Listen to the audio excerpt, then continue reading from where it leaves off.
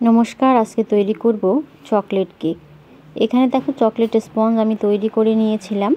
তোমরা যদি স্পঞ্জ কেকের রেসিপি দেখতে চাও অবশ্যই কমেন্টে জানিও। তো আমি একদিন তাহলে শুধুমাত্র স্পঞ্জ কেকের রেসিপিটা তোমাদের সঙ্গে শেয়ার করব।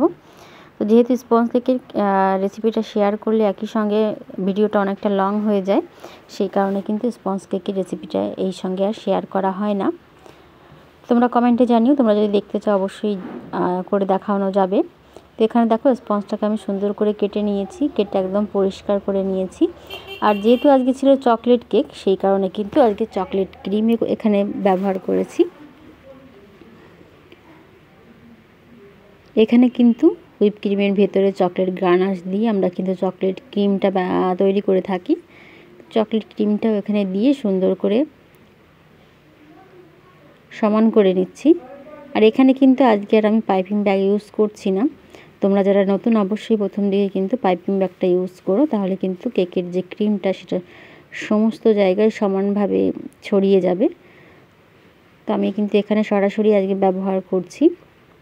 আর ক্রিমের পর দিয়ে দিয়েছিলাম কিছুটা গ্রানাশ, আর এবার দিয়ে দিচ্ছি কিন্তু চকো চিপস। আমরা কিন্তু ম্যাক্সিমাম চকলেট কেকের ভেতরে কিন্তু এইভাবেই চকলেট কেকটা তৈরি করে থাকি। তো আবারও কিন্তু একটা স্পঞ্জ দিচ্ছি। আর স্পঞ্জটা যেহেতু খুবই সফট হয়েছিল, সেই কারণে কিন্তু এখানে কোনো সুগার সিরাপ আমি ইউজ করছি না। আবারও কিন্তু চকলেট ক্রিমটা এখানে ব্যবহার করছি। তোমরা চাইলে কিন্তু এটাকে সুগার সিরাপ দিয়েও কিন্তু কোট করে নিতে পারো, তবে আমাদের এখানে কিন্তু সুগার সিরাপটা খুব একটা পছন্দ করে না। তো আমি দুটো একটা কেকে আমি কিন্তু এখানে হালকা পরিমাণে সুগার সিরাপ ইউজ করে থাকি। তো এই চকলেট কেকটা আর ইউজ করলাম না, যেহেতু চকলেট কেকটা কিন্তু আজকেই ডেলিভারি হয়ে যাবে, সেই কারণে।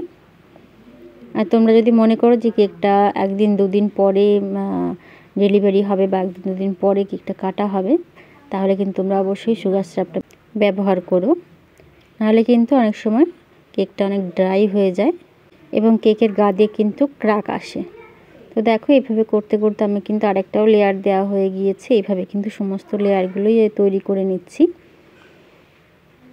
আমরা যারা হোমমেড কেক তৈরি করি তারা কিন্তু অনেক সযত্নেই কেকটা তৈরি করা হয়, কারণ আমাদের কেকের রিভিউটা যদি ভালো না আসে তাহলে কিন্তু আমাদের কেকের পরবর্তী যে কাস্টমার সেটা আর আসবে না। সেই কারণে আমরা যতটা পারি আমরা সুন্দর করে দেওয়ার চেষ্টা করি। তোমরা কমেন্টে জানিও কেমন লাগলো। আর যারা ফেসবুক থেকে দেখছো তাদের আমার ভিডিওটি ভালো লাগলে লাইক কমেন্ট শেয়ার করে দিও, এবং যারা ইউটিউব থেকে দেখছো তারা আমার চ্যানেলটি একটু সাবস্ক্রাইব করে পাশে থেকো। সমস্ত লেয়ারগুলো দেওয়া হয়ে গিয়েছে, এবার কিন্তু ক্রাম কোটিং করে নেব। এখানে দেখো কিছুটা চকলেট ক্রিম নিয়ে নিয়েছি, আবারও কিন্তু কিছুটা চকলেট গ্রানাশ নিয়ে আমি কিন্তু আবারও কোট করে নিচ্ছি। এবার কিন্তু ক্রাম কোটিং করে পুরোটা রেখে দেবো। পুরোটা দেখো ফিনিশিং করে আমি রেখে দিয়েছিলাম ফ্রিজে মোটামুটি 1 থেকে 1.5 ঘন্টার জন্য। এবার কিন্তু আবার চকলেট গ্রানাশ তৈরি করে নিয়েছি, এবং দেখতেই পাচ্ছ এটা কিন্তু খুব পাতলাও নয় এবং খুব কিন্তু গাঢ়ও নয়। তো সেইভাবে কিন্তু সুন্দর করে তৈরি করি। এটাকে কিন্তু আমি সুন্দর করে স্প্রেড করে দিচ্ছি, এবং সাইড দিয়েও কিন্তু দিয়ে পুরো কেকটাকে কিন্তু আমি কভার করে নেব।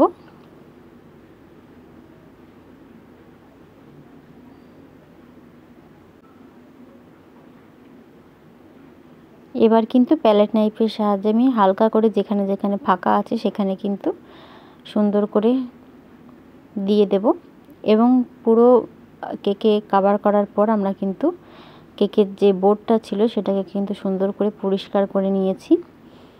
পরিষ্কার করে নিয়ে এখানে কিন্তু দেখো জেল কালার, যেটাকে নিউট্রাল জেল, সেটার সঙ্গে আমরা কিন্তু সামান্য হোয়াইট কালার মিশিয়ে এরকম করে একটা ডিজাইন করে নিচ্ছি। এই ডিজাইনটা কিন্তু আমার ভীষণ সহজ মনে হয়, এবং খুব তাড়াতাড়ি কিন্তু এই ডিজাইনটা করাও যায় এবং খুব ভালো লাগে দেখতে।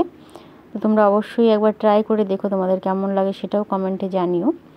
আর এখানে সামান্য জেল কালারটা আমি কিন্তু পাইপিং ব্যাগে ভরে নিয়েছি, আর এরকম হালকা হাতে এইভাবে একটা ডিজাইন করে নেব। তোমরা তোমাদের ইচ্ছা মতন এখানে ডিজাইন করতে পারো, তবে মাঝে মাঝে একটু ইউনিক ডিজাইন করাটা বেশ ভালো লাগে। আর এই ডিজাইনটা কিন্তু কাস্টমারের পছন্দ অনুযায়ী ছিল না, আমার পছন্দ অনুযায়ী আমাকে কেকটা তৈরি করে দিতে বলেছিল। তো সেই কারণে কিন্তু আমি আমার পছন্দ অনুযায়ী একটু ভিন্ন ধরনের কেক তৈরি করার চেষ্টা করেছি। আর এখানে দেখো ছোট্ট ছোট্ট করে কিন্তু মুক্তোর মতন ছোট ছোট বর্ডার দিয়ে দিচ্ছি এখানে। আমার কাছে এই সমস্ত কেকে কিন্তু বর্ডার ছাড়া আমার অতটা ভালো লাগে না। তো আমি চেষ্টা করি যারা বর্ডার নিতে চায় না তাদের তো আলাদা ব্যাপার, আর যাদের কোনো অবজেকশন থাকে না তাদের কিন্তু এরকম ছোট্ট ছোট্ট করে এখানে আমি বর্ডার দেওয়ার চেষ্টা করি।